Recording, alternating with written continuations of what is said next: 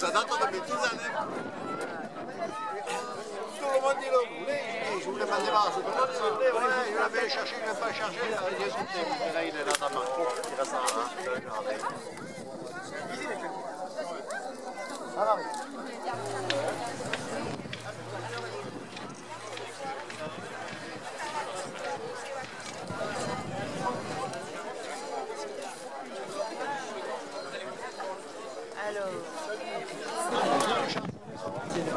J'ai grand plaisir à vous accueillir ce matin au cœur de notre village, au pied du château, afin de procéder ensemble à l'inauguration de cette place aménagée en 2014.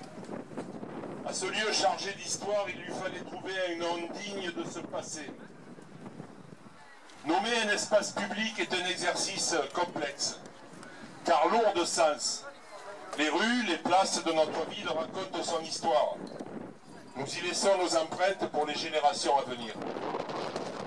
À l'unanimité, le conseil municipal en juin dernier a retenu la dénomination Place Raymond Ier de Beau.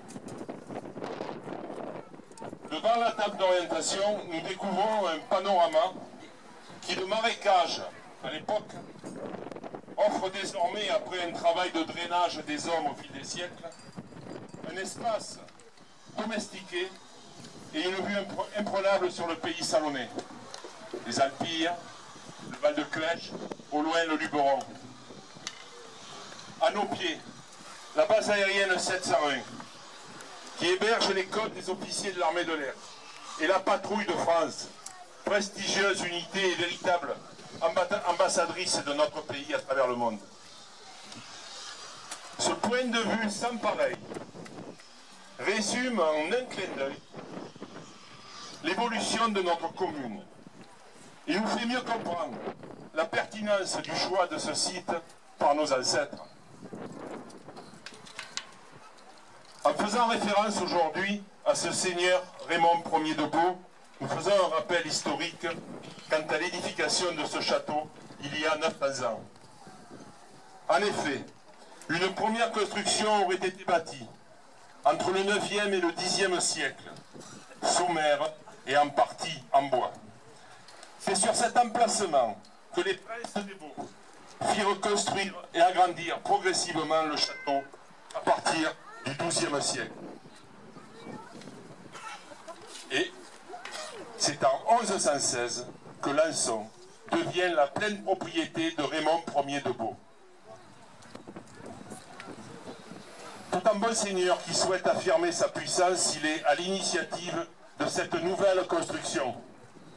Sur ce site spacieux, cet édifice de conception architecturale militaire se distingue par son côté insolite, véritablement insolite en Provence.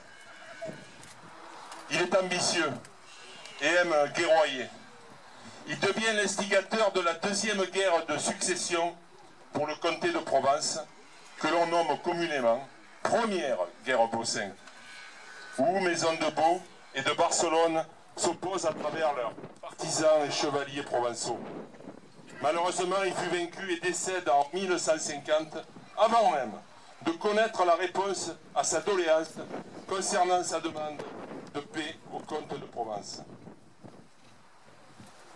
Rappelons-le, l'histoire du comté de Provence s'est faite jusqu'en 1483, en parallèle de celle du royaume de France, voisin et étranger, car le comté et Lançon dépendaient directement des terres du Saint-Empire romain germanique.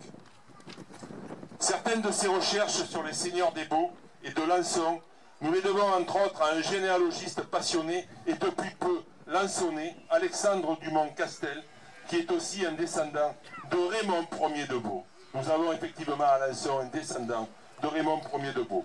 Alexandre Dumont-Castel, d'ailleurs, a pu traduire toutes ses recherches sur deux ouvrages dans la collection, je ne fais pas de la publicité, mais bon, c'est bon à savoir, Génie-Provence, donc, sur les Baux et leurs vallées du Xe au XVe siècle. Excusez-moi, mais le vent ne me facilite pas la tâche. En ce week-end des journées européennes du patrimoine, nous souhaitions mettre celui de Lançon à l'honneur, tout en profitant de l'animation des médiévales, remarquablement organisée, et il faut le souligner, par l'association Azur et Or, que je veux ici remercier pour l'énorme travail accompli depuis des mois et des mois. Je vous suggère de vous rapprocher des organisateurs afin que vous puissiez profiter pleinement des différentes animations qui vont marquer ces journées et à finir la soirée en assistant à la projection 3D sur le château, événement encore jamais réalisé sur notre commune et que la municipalité est heureuse d'offrir aux Lançonnaises et Lançonnais. J'en profite pour saluer l'implication sans faille de mon adjointe à la culture, Christine Mortelier, pour faire aboutir ce projet, de même que le pôle de la vie locale et du service communication qui a été remarquable. Oui, nous fêtons ces 900 ans du château, qui malgré les siècles et les assauts successifs, messieurs, reste imposant, robuste, commode et fort, comme se plaisait à le dire la reine Jeanne. Il est évident que le travail de réhabilitation effectué par les propriétaires actuels y a très largement contribué. Et je veux à cette occasion leur rendre hommage. Nous allons à présent dévoiler la plaque avant que je conclue mes propos. Madame Mortelier, avec moi s'il vous plaît. Messieurs les photographes aussi.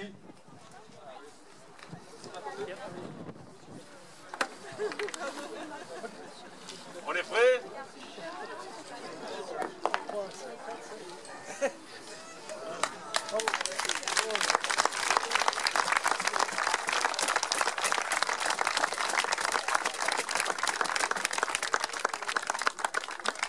Je précise que cette plaque est un don d'Éric Mathurin, marbrier à Alençon.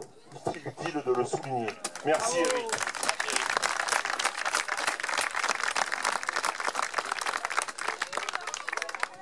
Avant de nous rendre sur le site médiéval, je souhaiterais faire cette brève remarque. Cette place qui appartient à tous les Lançonnais et qui est souvent fréquentée par des touristes doit être respectée. J'en appelle donc au civisme de chacun d'entre nous. Nous devons respecter ce lieu et le travail de ceux qui sont en charge de son entretien. Je parle évidemment des services techniques. Je vous remercie pour votre attention et vous invite à suivre les danseurs de la Fleur de Lys qui vont nous amener à présent au milieu du camp médiéval où un verre de Ricard, pardon, pas de Ricard, d'Hippocrate vous sera servi. Merci à tous et bonne journée.